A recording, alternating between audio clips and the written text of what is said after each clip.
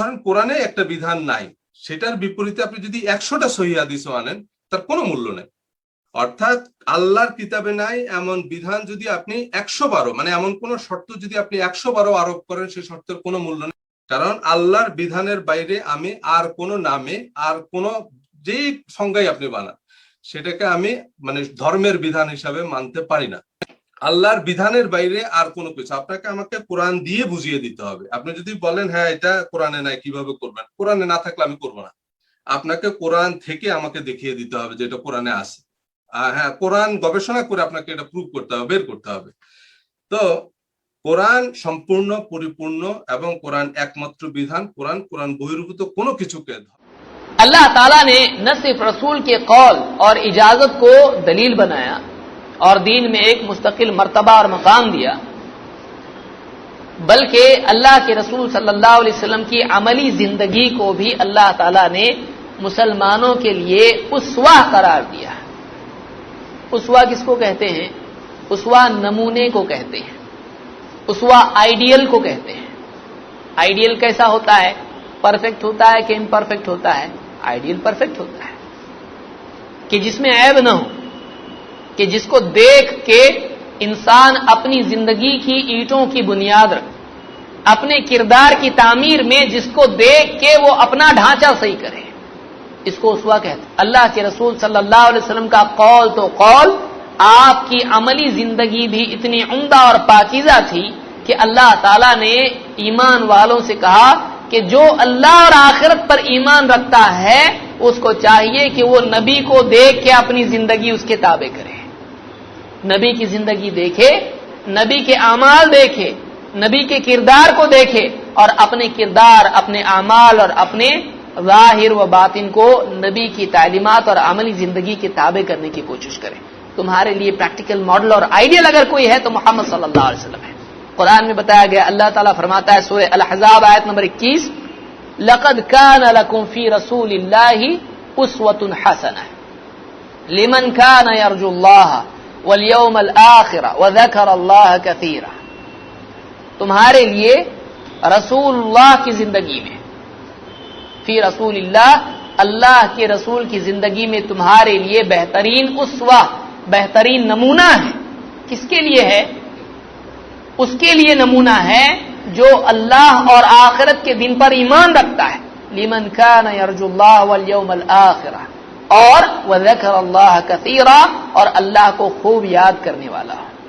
जो आदमी अल्लाह पर ईमान रखता है, जो आदमी आखिरत के दिन पर ईमान रखता है, जिस आदमी के दिल में अल्लाह की याद बसी हो, उस आदमी को चाहिए कि वो अपनी अमली जिंदगी में नमूना अगर किसी को बनाए, अगर किसी के अमल को देख के अपने अमल को सही करना है तो ऐसे इंसान की तायीन मुहम्मदुर रसूलुल्लाह सल्लल्लाहु अलैहि वसल्लम। किसको बनाया ऐसा कि जिसको देख के अपनी जिंदगी सही करे? अब बताइए, इस आयत से मालूम हुआ कि हदीसें दीन में दलील हैं। क्यों? कुरान में अल्लाह के नबी सल्लल्लाहु अलैहि वसल्लम की अमली जिंदगी है? नहीं है। अल्लाह के नबी सल्लल्लाहु अलैहि वसल्लम की अमली जिंदगी नमूना है कि नहीं है? है। तो जब नमूना है तो देखना पड़ेगा। कहां देखें? कुरान में। कुरान में अल्लाह ने बताया अल्लाह के नबी सल्लल्लाहु अलैहि वसल्लम ऐसे चलते थे, ऐसे उठते थे, ऐसे खाते थे, ऐसे पीते थे, ऐसा हंसते थे, आपका किरदार ऐसा था, आप ये अमल, अल्लाह का हुक्म नमाज का है, सलात है, आप सलात ऐसे अदा करते थे, सियाम ऐसे रखते थे, आप हज ऐसा करते थे, आप सल्लल्लाहु अलैहि वसल्लम बीवियों से ऐसा सलूक करते थे, आप लोगों के साथ, बच्चों के साथ ऐसा सलूक करते थे, दुश्मन से आपने ऐसा सलूक किया। प्रैक्टिकल लाइफ, अमली जिंदगी मुहम्मद रसूलुल्लाह सल्लल्लाहु अलैहि वसल्लम की कुरान में नहीं है। वो तो आपको देखने से मालूम पड़ेगी। तो सहाबा उस वक्त में थे, उन्होंने देखा अल्लाह के नबी सल्लल्लाहु अलैहि वसल्लम को, और सहाबा को इतना मालूम था कि ये आयत अगर कुरान में आई है कि तुम्हारे लिए नबी में, अल्लाह के रसूल में बेहतरीन उसवा है, तो ये सिर्फ उस दौर के मक्का के लोगों के लिए नहीं है, क़यामत तक के लोगों के लिए है। बताइए, अल्लाह ताला ने लक़द कान लकुम जब कहा तुम्हारे लिए, तो इसमें क्या सिर्फ सहाबा आते हैं या सिर्फ मक्का के लोग आते हैं, मदीना के लोग आते हैं? कहां के आते हैं? जर्मनी, जापान के आते हैं? कहां के आते हैं? सारे इंसान दुनिया भर के, اور قیامت تک کے انسان سارے جو ایمان لاتے ہیں. کیوں؟ آگے کا حصہ کیا بتا رہا ہے؟ جو اللہ پر اور آخرت پر ایمان رکھتا ہے وہ آدمی کسی اور کو اپنے لیے آئیڈیل بنائے گا نہیں. جو اللہ اور آخرت کو نہیں مانتا ہے وہ کسی بھی برے سے برے آدمی کو بھی اپنے لیے آئیڈیل بنا سکتا ہے. ایک چور بہترین چور کو اپنا آئیڈیل بنائے گا. کیوں؟ دل سے ڈر نکل گیا اللہ کا آخرت کا. لیکن جو اللہ اور آخرت کو پر ایمان رکھتا ہے, اللہ کا خوف اور آخرت کے بارے میں جواب دہی کا احساس رکھتا ہے, وہ آدمی اپنے لیے آئیڈیل کس کو بنائے گا؟ محمد رسول اللہ صلی اللہ علیہ وسلم. تو ایسا ہر انسان, قیامت تک کا پیدا ہونے والا انسان اس کرائیٹیریا میں آ جاتا ہے. صرف عرب کے لوگ نہیں, صرف مکہ کے لوگ نہیں.